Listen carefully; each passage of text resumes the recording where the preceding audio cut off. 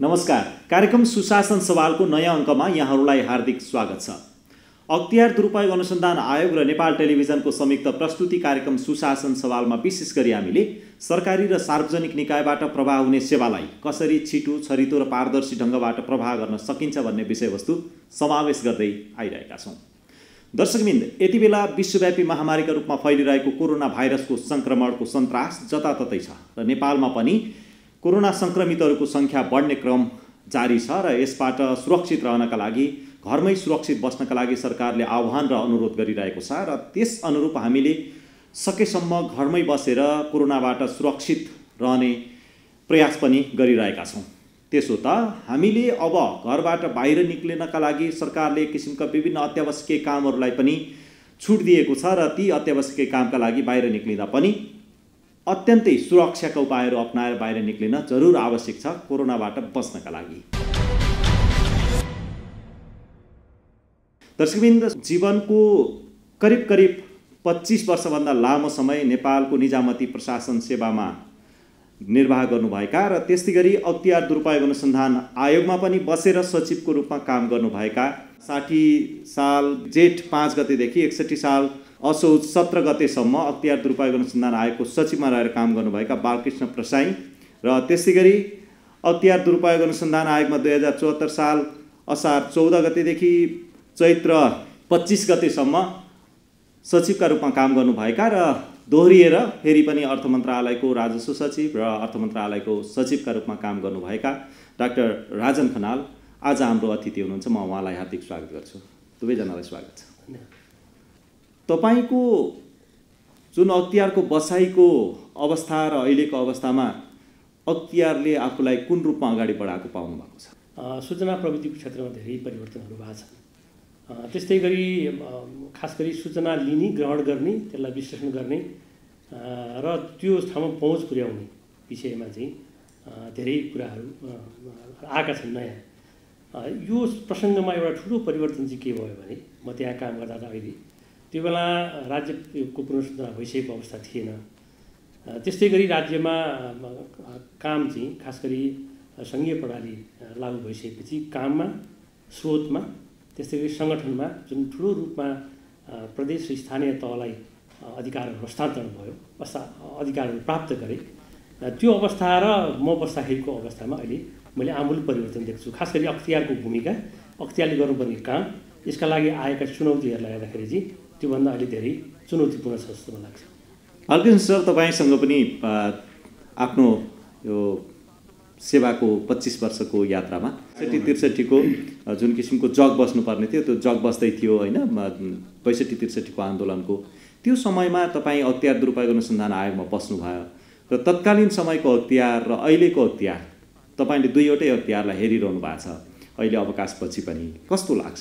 यो अहिलेको जिल्ला जुन ठाउँमा छ त्यही ठाउँमा अख्तियार दुरुपयोग अनुसन्धान आयोगको अफिस थियो र यो अहिले जुन टङ्गालमा अख्तियार दुरुपयोग अनुसन्धान आयोगको जुन भवन बनिएको छ त्यो वास्तवमा त्यो टङ्गालको राष्ट्रिय वाणिज्य ब्याङ्कको जमिन लिने काम र यो भवनको जुन एउटा कल्पना गर्ने चाहिँ हाम्रो प्रमुख आयुक्त सूर्यनाथ उपाध्यायजी हो र यो आयोगको भवन निर्माण हुने कुरामा त्यतिखेर चाहिँ म सचिवमा कार्यरत थिएँ र हामी त्यतिखेर यो अर्थ मन्त्रालयको बागदरबार जाने कुरा भइरहेको थियो र हामी बागदरबार नगएर त्यतिखेर जो मेयर हुनुहुन्थ्यो उहाँले के भन्नुभयो भनेदेखि अख्तियार दुरुपयोग अनुसन्धान आयोगको भवन हामी बनाइदिन्छौँ, त्यो भवन चाहिँ हाम्रो नगरपालिकालाई दिनु पर्यो र चाहिँ हामी अहिले तत्कालै 10 करोड रुपियाँ चाहिँ आयोगलाई यो बनाउन दिन्छौँ भने हुनाले त्यतिखेर हाम्रो अर्थमन्त्री चाहिँ प्रकाश नगर लोहनी हुनुहुन्थ्यो। अनि हामी उहाँसँग भेटेर उहाँकै उपस्थितिमा मेयर, अर्थमन्त्री अनि प्रमुख आयुक्तजी र मेरो हामी एउटा प्रस्ताव पठाएर नगरपालिकाले हामीलाई 10 करोड रुपियाँ दियो र यो भवन हामीले चाहिँ वास्तवमा हामीले एउटा चाहिँ आधुनिक राम्रो बिल्डिङ बनाएको कारणले अहिले चाहिँ काम गर्न धेरै सजिलो भएको छ। र अब मैले काम गर्दाखेरि चाहिँ हाम्रो अख्तियार दुरुपयोग अनुसन्धान आयोगको सङ्गठन विस्तार यस्तो क्षेत्रहरूमा भइसकेको थिएन। हामी सबै कामहरू अख्तियारले चाहिँ यहीँबाट गर्थ्यौँ र अब अख्तियारको अब ऐन कानुन अब यो प्रक्रियाहरूमा त खासै त्यस्तो परिवर्तन त भएको छैन अहिले होइन। तर अहिले एउटा यो नयाँ संविधान, नेपालको संविधान आइसकेपछि अख्तियारको कार्यक्षेत्र अलिकति खुम्चिया छ पहिला अलिकति व्यापक थियो र तपाईँले जुन बेला म त्यहाँ सचिव हुँदाखेरिको कुराहरू गर्नुभयो, म सचिव हुनुभन्दा केही समय अगाडि राजस्वका केही अधिकारीहरूलाई चाहिँ अख्तियारले त्यो स्टिङ अपरेसनहरू गरेर त्यहाँ कारबाही गरेर निकै सनसनीपूर्ण कारबाहीहरू चाहिँ गरेका थिए त्यतिखेर। र यही बिचमा एउटा सम्पत्ति नेपाल सरकारले सम्पत्ति छानबिन आयोग बनायो र त्यो आयोगले प्रतिवेदन बुझाएर त्यो प्रतिवेदन कारबाहीको लागि चाहिँ अख्तियारमा गएको अवस्थाहरू थियो। तपाईँकै पालामा? म गएको बेलामा त्यो गएको थियो र अब अख्तियारले चाहिँ जुन थप अनुसन्धान गर्नुपर्ने अधिकारीको विरुद्धमा चाहिँ अनि उसले कारबाही चाहिँ अगाडि बढाइरहेको थियो। जस्तो तपाईँले अघि एउटा भन्नुभयो नि, अहिलेको संविधानले अख्तियारको अलिकति अधिकारको सङ्कुचन ल्याएको छ भन्नुभयो, त्यो के थियो त्यो? होइन, अब अहिले बेसिकली अहिले अब तपाईँले इम्प्रोपर कन्डक्ट गर्नुभयो भनेदेखि त्यसलाई कारबाही गर्न सक्ने अहिले अवस्था चाहिँ अख्तियारलाई छैन। अनुचित कार्यको अनुचित कारबाहीको चाहिँ त्यो गर्न पाइँदैन। त्यतिखेर चाहिँ पाइन्थ्यो। त्यसले गर्दाखेरि अख्तियारलाई अब कुनै अख्तियारको दुरुपयोग गर्दाखेरि त्यहाँ करप्सनै हुन्छ भन्ने कुराहरू छैन। तर करप्सन उद्धत हुनसक्छ र उसलाई कुनै विभागीय कारबाही गर्नुपर्ने अवस्थाहरू हुनसक्छ। तर अहिले चाहिँ त्यो कुराहरू अख्तियारले गर्न सक्दैन। त्यो कारणले अहिले चाहिँ अख्तियारको चाहिँ अलिकति अधिकार क्षेत्र सङ्कुचन भएको छ। काम गर्ने पद्धति र प्रक्रियाहरूको कुरा गरौँ न। तपाईँको समयमा जुन अख्तियारमा बसेर तपाईँहरूले कार्य सम्पादन गर्ने पद्धति र प्रक्रियाहरू र अहिले जुन अख्तियारले सम्पादन गर्ने तौर तरिकाहरू र पद्धति र प्रक्रियाहरू तपाईँलाई कस्तो लागिरहेछ? मलाई लाग्छ त्यही पुरानै फाउन्डेसनमा त्यसलाई अलिकति परिष्कृत गरेर लैजाने कामहरू भइरहेको छ अहिले। र अहिलेसम्म आउँदाखेरि चाहिँ अहिले अघि पनि तपाईँले भन्नुभयो, अहिले सूचना प्रविधिमा धेरै फड्को मारे अवस्थाहरू छ र धेरै इन्फर्मेसनहरू विभिन्न स्रोतबाट पाउने अवस्थाहरू छ। त्यतिखेर त्यस्तो अवस्थाहरू थिएन होइन, सूचनाहरू पाउन धेरै गाह्रो थियो। तर अख्तियारले त्यतिखेरको जुन अख्तियारको नेतृत्वमा बस्नु भएको थियो, अब उहाँले चाहिँ धेरै प्रक्रियाहरू, उहाँको धेरै त्यो कानुनको ब्याकग्राउन्ड भएको कारणले गर्दाखेरि यो अनुसन्धान तहकिकात गर्दाखेरि कसरी गर्नुपर्छ, केसहरूलाई कसरी लैजानुपर्छ, कस्तो गऱ्यो भनेदेखि त्यो केस अब हुनसक्छ भन्ने कुराहरू थियो। र त्यहाँ जति पनि निर्णय प्रक्रियाहरू थियो, त्यो निर्णय प्रक्रिया चाहिँ सबै कन्सेन्ससबाट हुन्थ्यो। त्यहाँ जति पनि आयुक्तजीहरू हुन्थ्यो र अब हरेक दिन चाहिँ आयोगको बैठक हुन्थ्यो र प्रत्येक निर्णय त्यहाँ चाहिँ सर्वसम्मतिबाट चाहिँ हुने गर्थ्यो। र कुनै पनि केसहरू आइसकेपछि अब त्यसलाई धेरै तरिकाले त्यो केसको बारेमा र त्यो व्यक्ति त्यसमा इन्भल्भ व्यक्तिको बारेमा चाहिँ छानबिन भएर आयोग एकदमै अब यो मुद्दा लाउनै पर्छ भन्ने अवस्थामा पुगेपछि मात्रै आयोग चाहिँ जान्थ्यो। आयोगको के सोच्थ्यो भन्दाखेरि बरु त्यो निरपराधी मान्छे चाहिँ एउटा पनि नपरोस्, बरु 79 मान्छे अपराधी छुटे पनि एउटा पनि निरपराधी मान्छे नपरोस् भन्ने नै आयोगको सोच नै थियो। जब चाहिँ संविधान जारी भयो त्यसपछि चाहिँ हाम्रो चाहिँ सङ्घीयताको एक किसिमको अभ्यास सुरु हुँदै थियो तत्कालीन समयमा। र यो समयमा चाहिँ अख्तियार दुरुपयोग अनुसन्धान आयोगलाई आफ्नो कार्यक्षेत्रभित्र रहेर काम गर्नुपर्ने एक किसिमको राजनीतिक इन्फ्लुएन्स फेरि त्यही किसिममा बढिरहेको थियो। राजनीतिक जब चाहिँ स्थानीय तहका निर्वाचनका कुराहरू थिए होइन, प्रदेशका निर्वाचनका कुराहरू थिए, त्यो बेलामा चाहिँ अख्तियारलाई चाहिँ काम गर्दाखेरि के अप्ठ्यारा सजिलो के हुँदो रहेछ रहन्छ? नयाँ संविधान आएपछि साबिकमा अख्तियार दुरुपयोग अनुसन्धानले गर्दै आएको काममध्ये आधा काम भन्छु मैले, अझ आधाभन्दा बढी नै होला। त्यो काम जुन अनुचित काम थियो, त्यो अनुचित काम गर्ने विषयलाई पनि या त अख्तियार दुरुपयोगको हिसाबमा भ्रष्टाचारको काम चलाउनु चाहिँ मुद्दा चलाउनु पर्थ्यो, त्यो तहसम्म पुग्न सकिन्न थियो। होइन भने त्यसलाई छोड्नु पर्ने स्थिति थियो। विभागीय कारबाही गर्न सक्ने स्थिति नै। विभागीय कारबाही भनेको संवैधानिक निकायले मात्रै गर्ने हो। यसले गर्दा संविधानमा त्यो कुरा नभएको कारणले गर्दाखेरि अनुचित कार्य जुन अख्तियार दुरुपयोग अनुसारले हेर्न पाउने जुन कार्यक्षेत्र थियो त्यो कार्यक्षेत्र खुम्च्यो एउटा। र राजनीतिक परिवर्तनसँगै मुलुक संहितामा गएसँगै धेरै विषयहरू आउने भनेको चाहिँ अनुचित कार्य नै। सबै कुराहरू भ्रष्टाचारमा गएर अन्त्य हुँदैन। भ्रष्टाचार हुनको लागि फेरि पैसाको कारोबारै हुनुपर्छ, पैसाको लेनदेन हुनुपर्छ। पैसाको लेनदेन नभएको, आशयसम्म व्यक्त गरेको, प्रयत्न गरेको, काम गर्न खोजेको तर विजयबाट फर्केको अथवा नटुङ्गो नलागेको, अथवा हामीले यो पनि भन्न सक्थ्यौँ कि उसलाई त्यो कारबाही गर्दाखेरि फेरि त्यो काम गर्न उद्यत नहुने अवस्था, त्यस्तो अवस्था ल्याउनु पर्ने जुन अनुसन्धान गर्नुपर्ने विषय थियो त्यो चाहिँ संविधानमा रहेन। यसले गर्दा अख्तियार दुरुपयोग आयोगको एक किसिमले भन्ने हो भने ठुलो काम चाहिँ के गर्ने कसो गर्ने भन्ने अन्यल रह्यो। यो विषयमा राजनीतिक तहमा पनि अख्तियारको नेतृत्व तहले छलफल गर्यो, ठाउँ ठाउँमा गरी कुराहरू पनि राख्यो। विगतका प्रसङ्गहरू, अहिलेका प्रसङ्गहरू, आवश्यकताहरू, हामीले अन्तर्राष्ट्रिय रूपमा गरेका प्रतिबद्धताहरू, खास गरी भ्रष्टाचार नियन्त्रण सम्बन्धी अन्तर्राष्ट्रिय रूपमा हामीले गरेको प्रतिबद्धता, त्यो प्रतिबद्धतामा समावेश हुनुपर्ने विषयहरू, ती कुराहरू पनि राखेर राजनीतिक तहसम्म हामीले छलफल पनि गरियो। त्यही अनुसारको हामीले कानुन बनाउने प्रयास पनि भयो। मलाई लाग्छ अहिले कानुन चाहिँ संसदमा गइसकेको अवस्था होला, किनभने मैले छोडेको धेरै भइसक्यो। एउटा त्यो थियो। दोस्रो, यहाँले भने जस्तो राजनीतिक परिवर्तन भयो र मुलुक संहितामा गयो। यो संहितामा गइसकेपछिको राजनीतिक रूपमा एउटा किसिमको स्वच्छन्दता, अथवा चुनाव जितेको, अथवा काहीँ कुनै गाउँले आफ्नो अधिकार प्राप्त गरेको, राज्यको केन्द्रीय स्रोतहरू प्राप्त गरेको, सोझै प्राप्त गरेको, अधिकार समेत प्राप्त गरेको, राजनीतिक रूपमा विजय भएको अवस्थाले गर्दाखेरि यो काममा कहाँ नियम कानुनसङ्गत प्रक्रियासङ्गत रूपमा कसरी काम गर्ने भन्ने कुरामा अन्यल पनि थियो, आशय पनि थियो। दुइटै आर्थिक स्वायत्तता पनि प्राप्त गरेको फेरि त्यही बेला, होइन? तिनैवटा कुरा, हजुर, तिनैवटा कुराहरू प्राप्त गरेको छ। खास गरी प्रदेश र स्थानीय तहले केन्द्रले सार्वजनिक रूपमा प्रयोग गरेको आर्थिक स्रोत पनि प्राप्त गर्यो, सोझै प्राप्त गर्यो। त्यस्तै गरी उनीहरूले अधिकार पनि प्राप्त गरे, त्यसलाई खर्च गर्न पाउने अधिकार पनि प्राप्त गरे। साथसाथै त्यसको कतिपय सन्दर्भमा स्थानीय तहले त त्यसको फर्चोड गर्नु पनि अधिकार प्राप्त गरे। यसकारण यो अन्यलको अवस्थामा अख्तियारले तत्कालै काम गर्नुपर्ने अवस्था थियो। साङ्गठनिक रूपमा पनि हामी केही ठाउँमा हाम्रो चाहिँ थियो, हामी एक किसिमले त्यो तत्कालीन अवस्थामा प्रदेशलाई समेत हेर्न सक्ने हिसाबले हाम्रो कार्यालयहरू थिए। तर अब सबै वडासम्म पनि यो खर्चको प्रक्रियाहरू, पालिकासम्म पनि अधिकारका विषयहरू, खर्च गर्ने प्रक्रियाहरू, बजेट पास गर्ने विषय, त्यसमा कार्यान्वयन गर्ने विषय, त्यसको कोष सञ्चालन गर्ने विषय गएको हुनाले अख्तियारले तत्कालै यो क्षमता वृद्धि गरेर काम गर्नको लागि ठुलो चुनौती तत्काल आयो।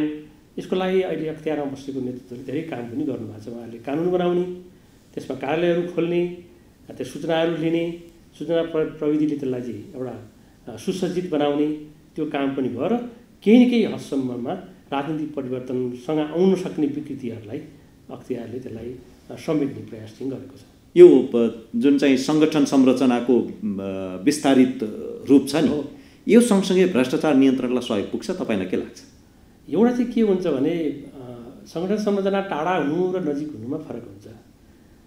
सङ्गठन संरचना काठमाडौँबाट कुनै हुम्ला जुम्लामा कुनै भएको घटनाहरू अथवा सङ्घर्षमा भएको घटनाहरू हेर्नु र इटरीले हेर्नु अथवा नजिकको कुनै कार्यालयले हेर्नुमा फरक हुन्छ। त्यसले गर्दाखेरि कार्यालय र तत्काल संरचना विस्तार गर्नु पनि थियो, तर त्यसो भनेर हरेक जिल्लामा कार्यालय विस्तार गर्ने योजना थिएन। हरेक जिल्लाबाट सूचना संयन्त्र लिने र कुनै एउटा किसिमको अहिले कमसेकम पनि प्रदेश स्तरमा त्यो कार्यालय भयो भने प्रदेशसम्म सूचना सङ्कलन गर्ने र ल्याउने। अख्तियारले मलाई यो मात्रै काम गरे जस्तो पनि लाग्दैन। तत्कालीन अवस्थामा भोलि राजनीतिक रूपमा थाहै नपाएर कतिपय व्यक्तिहरूले आफ्नो अधिकारको दुरुपयोग गर्नु होला भनेर एउटा स्थानीय त्यो बेलाको तत्कालीन सङ्घीय मामला तथा सामान्य प्रशासन मन्त्रालय, त्यसपछि महालेखा नियन्त्रक कार्यालय र अख्तियार दुरुपयोग अनुसन्धान आयोगले ठुलो एउटा चाहिँ अभियान चलायो कि यो काम गरेमा अख्तियारको दुरुपयोग हुन्छ, यो काम गरेमा भ्रष्टाचार हुन्छ, यो काम गलत गरेमा यसरी चाहिँ कारवाही हुन्छ भनेर सबै स्थानीय तहका प्रतिनिधिहरू, प्रशासनिक प्रमुखहरूलाई त्यो सिकाउने, जानकारी दिने, त्यसको विषयमा छलफल गर्ने कार्यक्रम पनि सञ्चालन गर्यो, जुन महत्त्वपूर्ण थियो। त्यो प्रवर्धनात्मक कार्यक्रम अन्तर्गत अब अख्तियारका त 4वटा रणनीति छन्। अहिलेको पञ्चवर्षीय आफ्नो रणनीतिक योजनामा एउटा सङ्गठनात्मक सुदृढीकरण र त्यसको विकासको अर्को एउटा योजना थपिया छ, होइन? बालकृष्ण सर, अब चाहिँ यो अख्तियारले अहिलेको अवस्थामा गरिराखेको काम तपाईँले कुन कोणबाट हेरिरहनु भएको छ, कसरी विश्लेषण गर्नुहुन्छ? अख्तियारको अहिलेको जुन सङ्गठन संरचना, उसको उपलब्धि, भ्रष्टाचारको अवस्था, यो सबैलाई हेर्दाखेरि तपाईँले के देख्नुहुन्छ?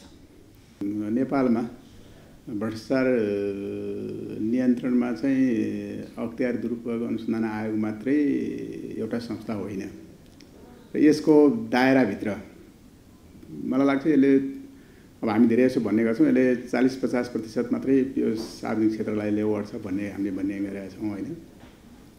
र अघि पनि मैले भने कि अब यसलाई अलिकति पहिलाको उसबाट यसको अधिकार क्षेत्र अलिकति खुम्च्याइएको छ, त्यो चाहिँ विस्तारित हुनु पर्यो। र त्यस्तै फेरि हामी अहिले नेपाल चाहिँ यो अङ्क्याकको पनि सदस्य भएको छ, होइन? अब अंकाको सदस्य भए हुनाले अब हामीले सार्वजनिक क्षेत्रको मात्रै नभएर निजी क्षेत्रमा हुने भ्रष्टाचारको कुराहरूलाई पनि त्यसलाई हेर्नुपर्ने अवस्थाहरू छ र आयोगले यो बारम्बार पटक पटक भनिरहेको अवस्थाहरू छ कि यो कार्यक्षेत्र पनि आयोगले पाउनुपर्छ। अब हामीले कुनै न कुनै रूपमा अब यो निजी क्षेत्र भनेर अब सबै क्षेत्रलाई यसलाई सक्दैन होला, तर जहाँ लार्ज स्केलको त्यो करप्सन हुने त्यहाँ सम्भावना छ त्यस्तो क्षेत्र चाहिँ मलाई लाग्छ यसको एम्बिटभित्र यसको जिम्मेवारीभित्र चाहिँ पर्नुपर्छ। यदि साँच्चीकै नेपाल सरकार यो मुलुकबाट भ्रष्टाचार नियन्त्रणको लागि यदि सरकार चाहिँ प्रतिबद्ध छ भनेदेखि मलाई लाग्छ आयोगलाई यसरी उसको अधिकार क्षेत्र सङ्कुचन गर्ने होइन कि उसलाई अझ बढी पावर दिनुपर्छ। नत्र भनेदेखि अब यो हामी भन्छौँ नि अब दाँत र नङ्ग्रा नभएको बाघको के काम छ, त्यस्तै अहिले एउटा त्यो पक्ष छ। अर्को चाहिँ अब यसको दायराभित्र नपरेको जस्तो अब भनौँ न अदालतको कार्यक्षेत्र अथवा न्यायाधीशहरू त्यस्तै सैनिक ऐन लागू हुने चाहिँ पदाधिकारीहरू यसको कार्यक्षेत्रभित्र छैनन् र ती क्षेत्रहरूमा हुने करप्सनको पनि जति अख्तियारले कामहरू गरिरहेछ जुन अरू सेक्टरमा, तर ती क्षेत्रहरूबाट चाहिँ कारबाही भइरहेको बढी त्यति आइरहेको छैन। त्यस कारण अलिकति मिलेर अब यो अब सार्वजनिक क्षेत्र भन्दा त यी सबै कुराहरू आउँछन्, त्यसलाई हेर्नुपर्ने अवस्थाहरू पनि छ र अब यसलाई अझै पनि मलाई लाग्छ रिसोर्स कन्स्टेन्ट छ आयोगमा। अझै पनि आयोगले आफ्नो कामहरू गर्नको लागि जस्तो अघि पनि तपाईँले भन्नुभयो, अब म त्यहाँ सचिव हुँदाखेरि चाहिँ धेरैजसो उजुरीहरू सम्बन्धित जिल्ला प्रशासन कार्यालयमा उजुरी दिन सक्ने अवस्था थियो। प्रमुख जिल्ला अधिकारीलाई चाहिँ आयोगले आफ्नो अधिकार प्रत्यार्जन गरेका थियो र मुद्दा जाने अवस्थामा मात्रै प्रजीहरूले चाहिँ त्यहाँ पठाउने कुराहरू गर्थे होइन, त्यो केसहरू चाहिँ आयोगमा फरवार्ड गर्थे।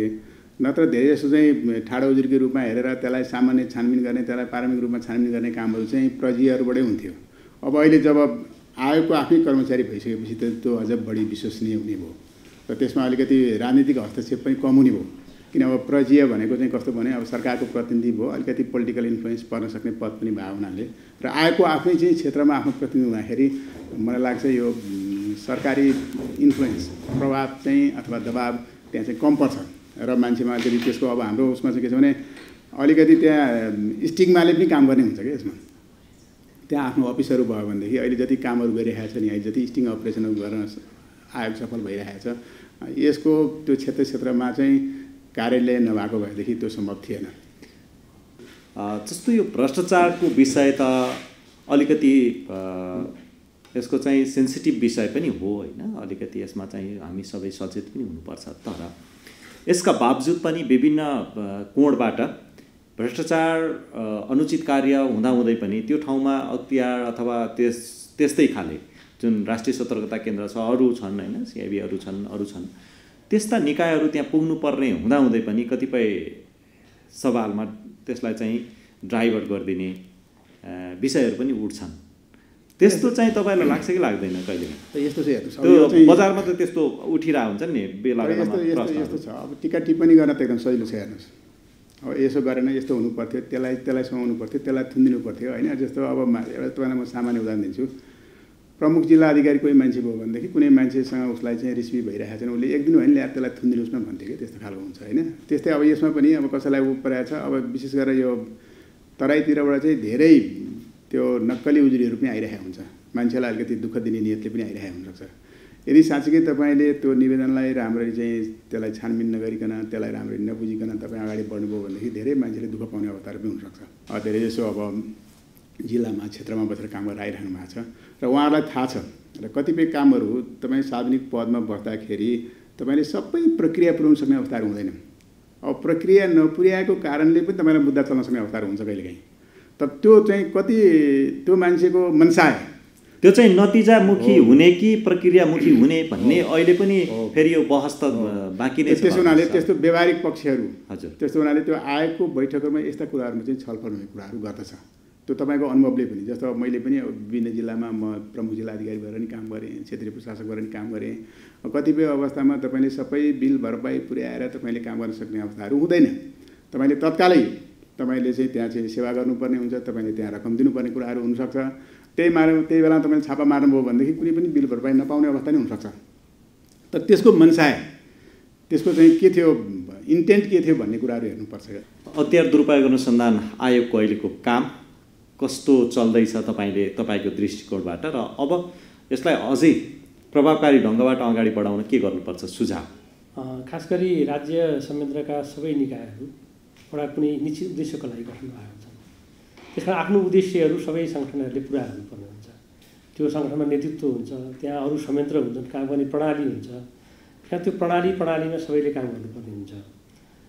अख्तियार दुरुपयोग अनुसन्धान आयोगले मात्रै सबै भ्रष्टाचार नियन्त्रण गर्न सक्ने भन्ने पनि कुरा भएन, तर उसको क्षेत्राधिकार पनि अहिलेको हिसाबमा खास गरी सार्वजनिक क्षेत्रका कुराहरूलाई मात्रै समेटेको छ, सबै समेट्दैन। भ्रष्टाचारको क्षेत्रमा कुनै सार्वजनिक निकाय मात्रै सम्झाउनु हुँदैन, त्योभन्दा बाहिरको क्षेत्र पनि हुन्छ। समाजमा कुनै कुराहरूको अभ्यास कसरी हुन्छ त्यसको प्रभाव अरू क्षेत्रमा हुनुपर्छ। यसकारण यो भ्रष्टाचारको विषय एउटा ठुलो विषय हो। यो कुनै एउटा निकायले मात्रै नियन्त्रण गर्ने, यसलाई मुद्दा चलाइहाल्ने, यसलाई चाहिँ सिध्याइहाल्ने भन्ने विषय पनि हुन्न। त्यहाँ हरेक सङ्गठन, हरेक नियामक निकाय भन्छु अझ मैले, अख्तियारसँग मात्रै होइन कि अरू नियामक निकायहरूले पनि आफूले नियमन गर्ने निकायहरूले सही रूपमा काम गरेका छन् कि छैनन् भनेर उनीहरूले आफ्नो हिसाबमा नियमित रूपमा अनुगमन गरेर त्यो प्रणाली ठिक छ भन्ने माने भने पनि धेरै कुराहरू नियमन हुन्छ। नियामक निकायहरू अलि लामो समयदेखि अलि सङ्क्रमणकालमा परे। त्यो राजनीतिक सङ्क्रमण, चुनावी प्रक्रियाको सङ्क्रमण, देशमा भएको चाहिँ विभिन्न असहमति द्वन्द्वहरूको कारणले गर्दाखेरि पनि ती नियामक निकायहरू सङ्क्रमणमा परे। त्यो सङ्क्रमणको भोगाई र त्यसको नतिजा ननिकालेको विषय चाहिँ अख्तियार दुरुपयोगबाट हामी खोजिरहेका छौँ। यो चाहिँ कहीँ एकाङ्की हुन्छ कि त्यो निकायबाट मात्रै सबै कुराहरू निकाल्ने, त्यसबाट आओस् भन्ने परिकल्पना गर्नु त राम्रै होला, तर त्यो त्यति न्यायसङ्गत हुँदैन, एउटा विषय। दोस्रो, अहिले अख्तियार दुरुपयोग अनुसन्धान आयोगले तत्कालै केही कुराहरू गरि पनि राखेको छ। जस्तो स्टिङ अपरेसनमा अघि भनियो, स्टिङ अपरेसनमा राम्रो सफलता प्राप्त भएको छ। यो अघि सङ्गठन संरचनाको विस्तारले स्टिङ अपरेसनलाई सजिलो बनाएको छ। तत्काल कहीँ सेवाग्राहीलाई तत्काल परेको अवस्थालाई तुरुन्तै त्यहाँ भएको भ्रष्टाचारलाई हेर्ने, त्यसलाई मुद्दा दायर गर्ने, त्यसलाई चाहिँ त्यसका प्रक्रियाहरू पुरा गर्ने एउटा प्रक्रिया तत्कालै गर्न सक्ने अवस्था छ। केही कुरा चाहिँ कानुनी रूपमा पनि सुधार गर्नुपर्ने विषयहरू छन्। कानुनमा रहेका आफ्नो क्षेत्र र प्राप्त गर्नुपर्ने क्षेत्र, जुन कानुन नभएको कारणले गर्दा उसलाई गर्नु परेको अप्ठ्यारो, त्यो विषय। र तेस्रो मलाई लाग्छ अहिले पनि गरिरहेको छ, खासै सूचना प्रविधिको प्रयोग र नयाँ मेसिनरी इक्विपमेन्टहरूको त्यहाँ चाहिँ इन्स्टलेसन गर्ने अथवा त्यहाँ राख्ने, कि सबै कुराहरू हामी भ्रष्टाचारको नजरले मात्रै हेर्नु भएन, कि कुनै सही उद्देश्य राखेका कुराहरू पनि अथवा राम्रो मनसाय राखेका कुराहरू पनि भइरहेका हुन्छन्। जस्तो अहिले हामी यही कोभिड नियन्त्रणको लागि केही काम गरिरहेको होला, अथवा हामीले भूकम्पको लागि केही काम गऱ्यौँ होला, अथवा नाकाबन्दीको समयमा कुनै काम गऱ्यौँ होला। ती कामहरू तत्काल कुनै गर्नुपर्ने परिस्थिति या अप्ठ्याराहरूले कुनै ल्याएका थिए कि सिर्जना गरेका थिए कि, त्यही कारण त्यस्ता कुराहरूलाई पनि डिटेलमा पूर्णता रूपमा उसले हेर्छ र त्यसपछि त्यो अनियमितता हो कि होइन भन्ने कुरा त्यहाँ विवेक सम्मत ढङ्गले चाहिँ वास्तवमा निर्णय गर्ने प्रक्रिया छ। त्यो हदसम्म अहिले अख्तियार दुरुपयोग अनुसारले गरेको काम एक किसिमले प्रभावकारी छ, तर ऊ मात्रै अन्तिम निकाय होइन, त्यो पर्याप्त पनि होइन। राज्यको अरू संयन्त्रले पनि त्यही ढङ्गले काम गर्नुपर्ने हुन्छ। हस्, यहाँ दुवैजनालाई आफ्नो समय र संवादका लागि म धेरै धेरै धन्यवाद दिन्छु। दर्शकवृन्द, हामीसँग हुनुहुन्थ्यो दुईजना पूर्व प्रशासक, पूर्व सचिव, अख्तियार दुरुपयोग अनुसन्धान आयोग र नेपाल सरकारका विभिन्न मन्त्रालयहरूमा आफ्नो उच्च पदस्थ तहमा बसेर, निर्णायक तहमा बसेर कार्य सम्पादन गरेर अनुभव प्राप्त, उहाँका अनुभव र अभ्यास र आगामी दिनको यात्रा सुशासन प्रवर्धनमा कसरी अगाडि बढाउन सकिन्छ भन्ने विषयवस्तुमा रहेर आज हामीले छलफल गऱ्यौँ। यो कार्यक्रम तपाईँले नेपाल टेलिभिजनको वेबसाइट www.ntv.org.np, त्यस्तै गरेर नेपाल टेलिभिजनको मोबाइल एप्स र त्यस्तै गरेर अख्तियार दुरुपयोग अनुसन्धान आयोगको फेसबुक पेज र त्यस्तै गरी अख्तियार दुरुपयोग अनुसन्धान आयोगको युट्युब च्यानलमा पनि हेर्न सक्नुहुन्छ भन्दै अर्को सातासम्मका लागि हामी सबैलाई बिदा दिनुहोस्। नमस्कार।